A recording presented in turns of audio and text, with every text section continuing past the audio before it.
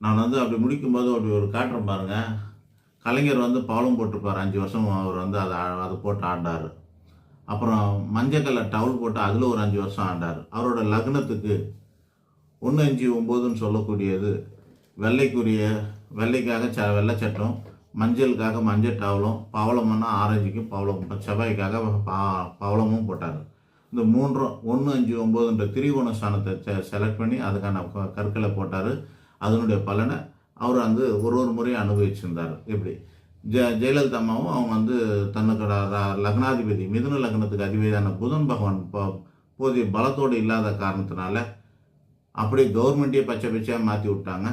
எங்கும் பச்சை எதுலையும் பச்சையாக இருந்தது. அவங்களுடைய உட்கார சேர்லேருந்து அவங்க ஆஃபீஸ்லேருந்து அவங்களுடைய மேடையிலேருந்து எல்லாம் பச்சையாக இருக்கும். அவங்க மரகத பச்சையும் போட்டிருந்தாங்க. ஒரு முறை அந்த மரகத பச்சை கல்லை போடாமல் பெங்களூர் போனாங்க கேஸ் நடக்கிறதுக்கு. அப்படியே அவங்க ஜெயிலுக்கு போயிட்டாங்க. அதுக்கப்புறம் திருப்பி வெளியே வரும்போது பார்த்தா அந்த பவளம் மரகத பச்சை போட்டுட்டு தான் வெளியே வந்தாங்க. அவங்க போட்ட முதல் கையெழுத்து இங்கே வந்து ஒரு 500 மதுக்கடைகளை மூடுகிறேன்னு முதல் கையெழுத்து போட்டாங்க. அதை ஃபோட்டோ எடுத்து வச்சுக்கிறேன், இங்கே இருக்குது. ஒன்றா அதை கேமரா கடைசியாக காட்டுறேன் நான். ஸோ தோஷமான விஷயங்களை நம்ம பூஸ்ட் பண்ணக்கூடாது.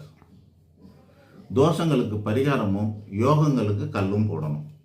ஆக இத்தனை வகைகள் இருந்தாலும் ஆபத்தே இல்லாத வகையில் போடணும்னா, நெகட்டிவ் பலன் வராத வகையில் போடணும் அப்படின்னு இருந்தால், உங்களுக்கு ஒன்று தெரியுமா? இந்த ராசிக்கல்லில் வைரம்லாம் வந்து சில ஜாதிக்கு தான் ஒத்துக்கும், சில ஜாதிக்கு கூட ஒத்துக்காது. மனுஷனுக்கான ஜாதியை இந்த ராசிக்கல் கூட ஆளுக்கு ஏற்ற மாதிரி வேலை செய்யுது. இந்த ராசியை சேர்ந்தவங்களை இந்த கல் போடக்கூடாதுன்னு இருக்கு. வர்ணம், ஜாதின்னு சொல்லல, வர்ணம். இந்த வர்ணத்தை சேர்ந்தவங்க இந்த கல்லை தான் போடணும். அதை பற்றின விளக்க நான் வீடியோவில் போட முடியாது. இந்தந்த வர்ணத்தை சேர்ந்தவங்க இந்த ராசிக்கல் தான் போடணும், இந்தந்த வர்ணத்தை சேர்ந்த இந்த கல் தான் போடணும்னு சொல்லுவாங்க. அப்புறம் அந்த பர்பஸ்க்கெலாம் பார்த்திங்கன்னா நான் தமிழ் இலக்கணம் படிச்சிருக்கேன், அதனால தெரியும். அந்த காலத்தில் வந்து சங்க காலத்தில் ராஜாக்கள்லாம் சண்டைக்கு போகணுன்னா என்ன பண்ணுவாங்க தெரியுமா? பவளம் மாலை போட்டுட்டு போவாங்க. அதே மாதிரி பூக்கள்லேயும் அந்த சில பூக்களுடைய மாலைகளை போடுவாங்க. எதுக்குனாக்கா அவங்களுக்கு வீரத்தோடு ஆக்ரோஷமாக அவங்க சண்டை போடுவாங்க. அதுக்காக பவள மாலையை போட்டுட்டு போய் சண்டை போட்டு ஜெயிச்சுட்டு வருவாங்க.